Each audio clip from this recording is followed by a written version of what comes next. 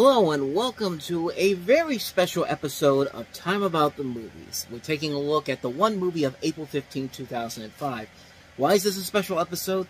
Because this movie that we've got here is absolutely incredible. Stop me if you've heard this before. A remake of a classic 1970s movie produced by Michael Bay and... Okay, you want me to stop? It's the Amityville Horror.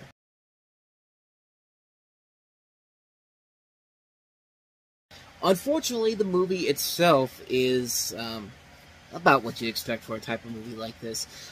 This is, of course, based off of the 1979 film of the same name, which was in turn based off of the book, which was based on a supposed true story about what actually happened with this house in particular. As the film shows, it documents the experiences of the Lutz family, played by Ryan Reynolds and Melissa George, and also featuring the film debut of Chloe Grace Moretz, after they moved into a house at 112 Ocean Avenue, Long Island. And in 1974, a real-life mass murderer, Ronald DeFeo Jr., killed 6 members of his family at the same house in Amityville, New York. And if you know the Amityville Horror, you pretty much know exactly how this is going to turn out, which basically means that, yeah, this family ain't making it out alive, pretty much. And, yeah, this is, okay, technically they do kind of make it out, at least in the original film they do, but, it's pretty much the same ending as the original film, except in this version, they decide to add another level to it. As it turns out, not only does the Lutz family get out alive, that's where the original movie ended, but no. We gotta add more scare factors to it. We gotta leave the audience screaming for more. So the little girl, Jody, she's shown standing in the now empty house, screaming in terror while the house rearranges itself back to its original state. And then she is pulled beneath the floor by a pair of disembodied hands so that the terror can begin again. Because that's clearly the lamest attempt to try to continue a film series after the original film. Because, the original film, no, having them just leave is not enough. No, we gotta sequel bait the hell out of this. And, yeah, this is a really bad movie. This is a really, really bad film, but... I mean, give it credit, it's trying to capture the spirit of the original film, and it does it almost well. Ryan Reynolds, I think, is pretty good, playing a very serious role, and I think he does it pretty well here for the most part. But, Melissa George has some good moments here and there. Philip Baker Hall has some good moments here and there, but as Father Calloway. But for the most part, yeah, this is pretty much a straightforward Amityville film that you've seen done to death, except... it's a Michael Bay-produced Amityville horror movie, so that means we gotta up the ante. We gotta make it cool for the teenagers who are gonna see this on opening weekend and then never come back to it again, because they got to go on their dates, they got to make whoopee at the end of it, or even during the movie. They accomplished what they were going to do during that weekend, and then they never went back to this movie ever again. And yeah, this is a film that just really, really is not a good movie. And in fact, it was so bad, the real George Lutz actually tried to sue the filmmakers at the time of his death in May 2006. So that's how much that this movie was universally hated, when even the people who are behind this movie are telling you it's a steaming pile of garbage.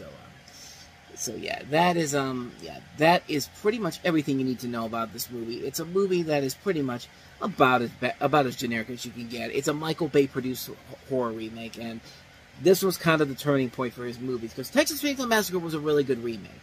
This is where the turnaround begins to take its toll, and literally every remake Michael Bay has produced has been always sequel-based, and does it in a way that is so poorly executed. Like Friday the 13th, the 2009 remake, sequel-based itself with a really lame ending that isn't even remotely as intriguing or as scary as the 1980 version, or even the Nightmare on Elm Street remake, which has the original had a sequel baited, but it was done in a way that was actually terrifying and actually kind of silly too. But here in the remake, it's just very silly. But we'll eventually delve into those remakes when we get to them eventually. But so yeah, not much more to say about the Amityville Horror, but why did I say that this was a special episode if I'm just talking about a really terrible horror remake? Well, there is something that is notable about this particular weekend, April 15, 2005, that I'm going to show you, and that is the fact that this date, April 15th, 2005, was actually the very first video show I ever did in which I reviewed movies. It was a show called the FR Weekend Entertainment Planner, And it was part of several projects I did in high school, in my last couple years in high school, working in the media, during the media classes. I would stay there before and after school, and working on several projects in general. And if you don't believe me that I was very busy, check this out.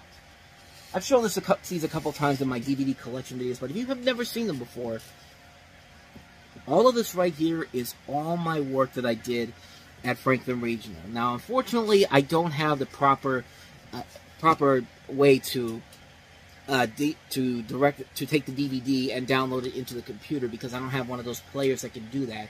But I can show you some stuff from these particular videos, and as you can see, I made these covers myself, and that's my drawing style. So I have talking about the movies, the movie, the final 5 episodes, Line Rider the movie, which I made a Line Rider movie, basically putting a camera in front of the computer in 2006 and making a Line Rider movie out of that.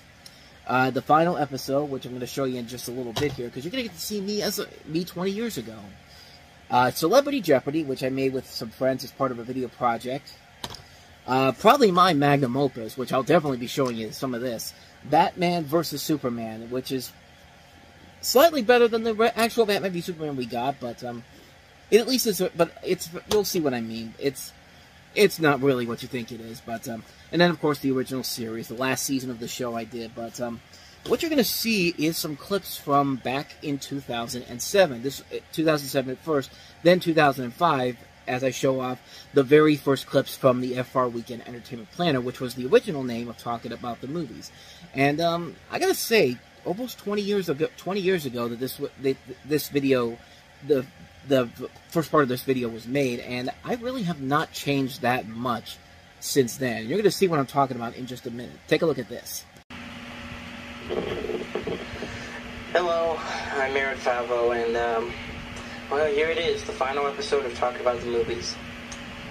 I'm standing here in the room where it all began, April 15th, 2005.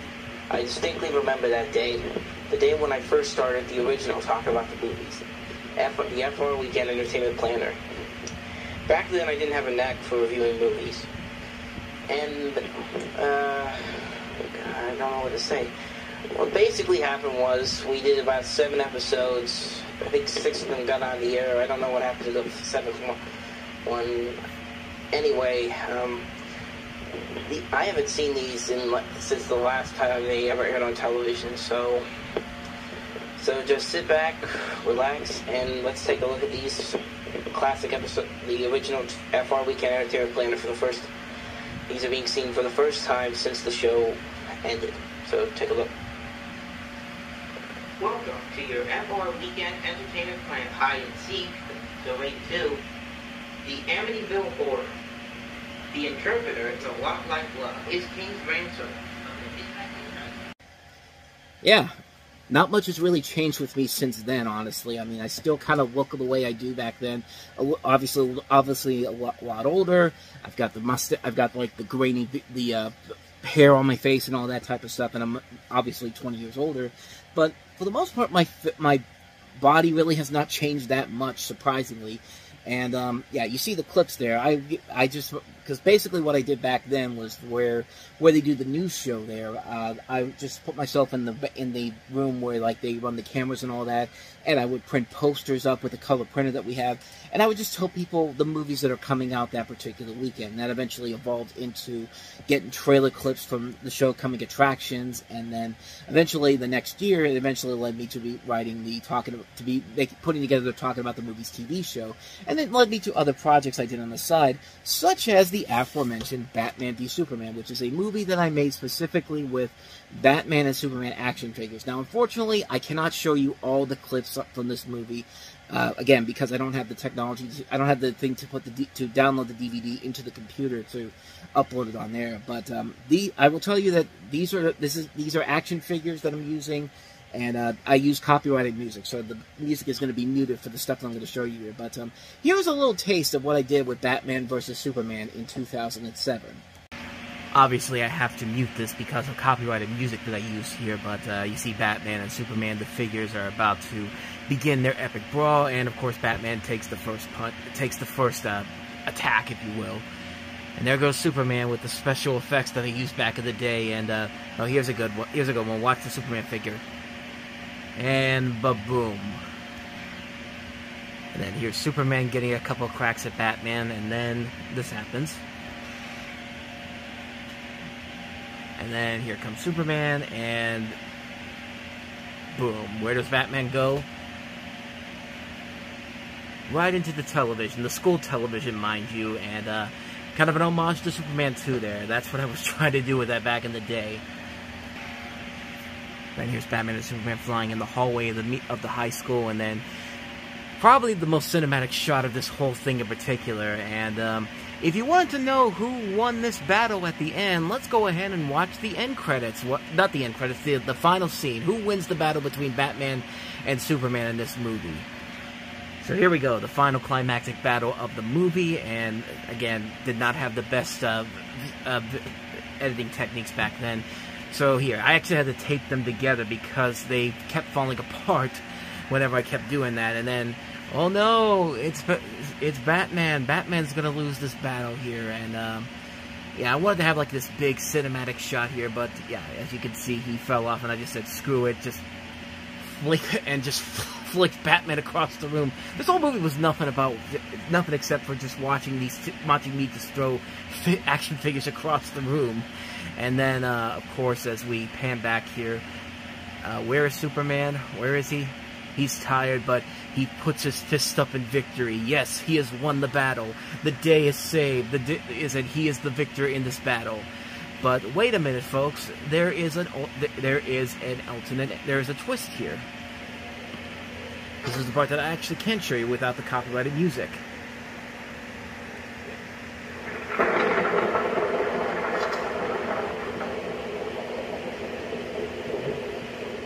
So ready for the biggest twist of the whole movie?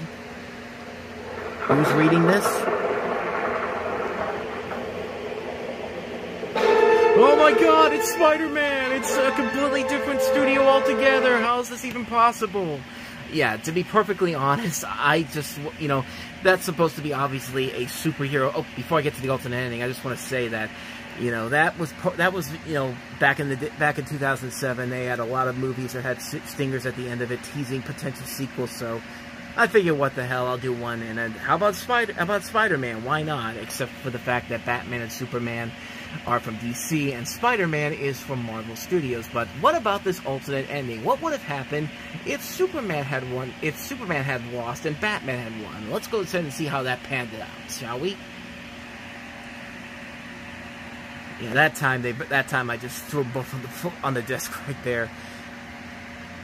And Batman's looking like he's ready to give the final blow. Superman is just defeated, down on his luck, and what does Batman do for one last time? He just goes ahead and flicks him off the thing that was supposed to be considered like the edge of the cliff or something. I don't know what I was planning, but there's Batman, and he's giving it the final kick. As you can see, I had a lot of time on my hand making this movie, and Batman is victorious in this alternate ending. Yes, he's victorious in the end. In this alternate ending, and then of course the cinematic backdrop, and this alternate ending also has its own twist at the end of it.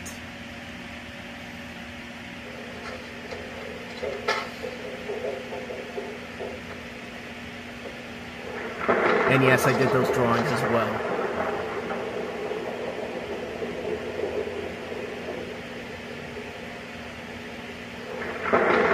Who's reading the paper this time?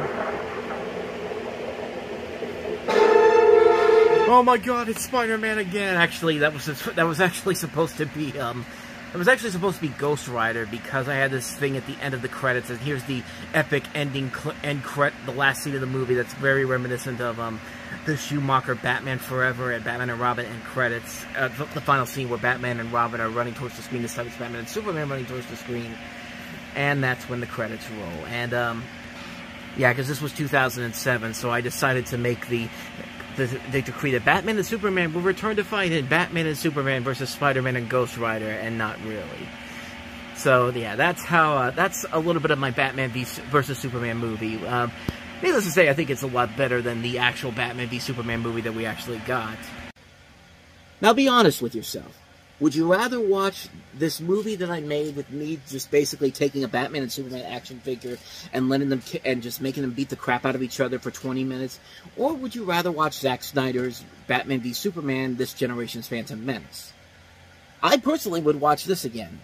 But then again, I know people really like Batman v Superman, Dawn of Justice, but more power to you. I just don't like it. But not to say that this movie's any better, but at least this one's more fun, at least in my opinion, because it is Batman and Superman beating the crap out of each other. It has a twist that you do not see coming. So yeah, this is some fun stuff that I was able to find again. I wanted to find this, so that's why there was a little bit of delay getting this episode out there, because I wanted to show off what I did back in the day, and yeah, when I want to be able to show these on the YouTube channel, but I need to figure out I don't have this proper things to use to download DVDs straight from the DVD player or the PlayStation 4 to the computer. So whenever that day comes, though, I will definitely show these off to you, because these are some good fond memories I had from making these videos back in the day. They were a lot of fun, and yeah. And yeah, this is more fun than talking more about the Amityville Horror, which is not a very good movie per se. But well, like I said, one day I'll go ahead and show the rest of these puppies to you. But for now, that's a little bit of a taste of what I used to do back in the day. Some good fun memories, and it's been 20 years since I saw that stuff and it takes me back to the good old days, man. Like, yeah, you know, like the song goes, wish we can turn back time to the good old days. Yeah, good memories indeed. And so with that said, this wraps up a special edition of Time About the Movies. Next time we meet, we will take a look at some real movies again, with 3 movies, including Nicole Kidman starring in The Interpreter with Sean Penn, directed by Sidney Pollack, and we also have Ashton Kutcher and Amanda Peet in another movie, A Lot Like Love. They were both in a couple movies we've already looked at this year, Melinda and Melinda with Amanda Peet, and Guess Who with Ashton Kutcher. And we also have Anthony Anderson leading an all-star cast in King's Ransom. Not really an all-star cast, but names you'll be very familiar with once I actually show you some clips from it. But we'll take a look at those 3 movies on the next episode. But until then, thank you so much for watching, and if you want to see more videos like this, please hit the place on the next page, check out the previous episode, and also don't forget to hit the like and subscribe button if you want to see more videos like this on this channel. So, with that said, I am off. I will see you guys next time, and until then, as always, take care.